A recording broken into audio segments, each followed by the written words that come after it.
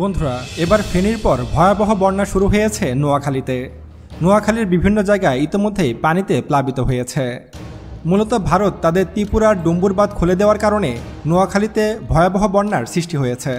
এছাড়াও মৌসুমি বায়ুর প্রভাবে নোয়াখালীতে প্রবল বৃষ্টিতে জেলার বেশিরভাগ সড়ক ও অলিগলির রাস্তাঘাট ডুবে গেছে এবং বাসাবাড়িতে ঢুকে গেছে পানি। একদিকে মুষলধারে বৃষ্টি, অন্যদিকে ভারতের বাঁধ খুলে দেওয়ায় নোয়াখালীর বিভিন্ন অঞ্চল ডুবে গেছে। ইতোমধ্যেই ফেনীর মোহরী নদীর পানি বাড়তে থাকায় নোয়াখালীতে ভয়াবহ বন্যার সৃষ্টি হয়েছে। বুধবার 9 জুলাই সকালে জেলা আবহাওয়া অফিসের ভারপ্রাপ্ত কর্মকর্তা মোহাম্মদ রফিকুল ইসলাম বলেন, গত 24 ঘন্টায় নোয়াখালীতে 199 মিলিমিটার বৃষ্টিপাত রেকর্ড করা হয়েছে, যা গত কয়েক বছরের মধ্যে সর্বোচ্চ বৃষ্টিপাত এই অঞ্চলে। এমনকি মৌসুমি বায়ুর প্রভাবে আরও ভারী বৃষ্টি হতে পারে এই অঞ্চলে। এই অবস্থায় নদীবন্দরে 1 নম্বর ও সমুদ্র বন্দরে 3 নম্বর স্থানীয় সতর্কতা সংকেত দেখাতে বলা হয়েছে আবহাওয়া অধিদপ্তরকে। দুর্যোগপূর্ণ আবহাওয়ার কারণে এবং ভারী বৃষ্টিপাত ও বন্যার কারণে নোয়াখালীর 4টি উপজেলার মাধ্যমিক পর্যায়ের সব শিক্ষা প্রতিষ্ঠানের অর্ধবার্ষিক পরীক্ষা স্থগিত করা হয়েছে। পানি উন্নয়ন বোর্ড বলেছে, অতিরিক্ত বৃষ্টির কারণে জেলায় একদিনে পানি বেড়েছে 17 সেন্টিমিটার। তবে পানি এখনও বিপদসীমার 1 সেন্টিমিটার নিচে রয়েছে। টানা বৃষ্টিতে নোয়াখালীর সদর, কোম্পানিগঞ্জ, কবিরহাট, সুবর্ণচরে বেশি জলাবদ্ধতা দেখা দিয়েছে। অপরদিকে দুর্যোগপূর্ণ আবহাওয়ার কারণে জেলার অধিকাংশ ব্যবসা প্রতিষ্ঠান বন্ধ রয়েছে।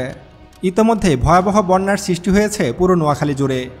একদিকে ভারী বৃষ্টিপাত, অন্যদিকে ভারতের ত্রিপুরার ডুম্বুর বাঁধ খুলে দেওয়ার কারণে ভয়াবহ বন্যার সৃষ্টি হয়েছে নোয়াখালীতে। ইতোমধ্যে কয়েক হাজার মানুষ নোয়াখালীতে আশ্রয়কেন্দ্রে আশ্রয় নিয়েছে। বন্যার পানি এতটাই তীব্র যে বন্যার পানিতে গরু, ছাগল, মহিষ সবকিছু ভেসে গেছে। মানুষ আশ্রয়কেন্দ্রে গেলেও পশু পাখিকে তো আর আশ্রয়কেন্দ্রে নিয়ে যাওয়া যায় না, আর এ কারণে বেশিরভাগ পশু পাখি বন্যার পানিতে ভেসে গেছে। এমনকি নোয়াখালী জেলা শহরেও জলাবদ্ধতা দেখা দিয়েছে।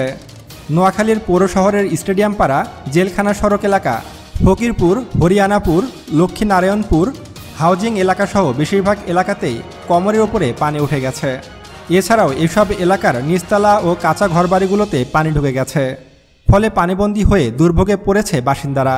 চলতি বর্ষায় শহরের বেশিরভাগ সড়কে খানাখন্দ তৈরি হওয়ার কারণে সড়কগুলো যেন এক প্রকার মরণ ফাঁদে পরিণত হয়েছে।